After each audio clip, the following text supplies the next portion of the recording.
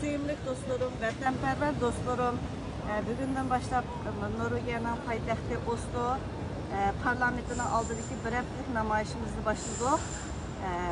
Uygur erkek kırgınçılık uçuravatıdı. Erkek kırgınçılık uçuraş sebebimiz zeminimizin ilgisi olganlığımız için. Erkek kırgınçılık uçurgan millet zemin dep çıkışı gerek. Xitay zemin demesek mitmi kılmaydı.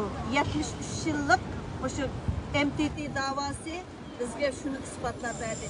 Yalgandan inkimizni koşturup oltağan bilen mi Xudayım bizni kutuldurmaydı. Çünkü bendisi ornudan tursa Xudanın mı bir iltifat kiludu. Keşke tenerket orundaki namazlarının kerigi yok oylap yapınlar. Eğer etiqadımızda sadık bolsanız azrak izlenip bekten. İzlensek cih nəsək cevap tapalayımız. Bütün dünyadaki vaziyet nemege merkezleşivatıdı. Xitay karşı dolkun. Qarab baxsanlar bilələysizlər.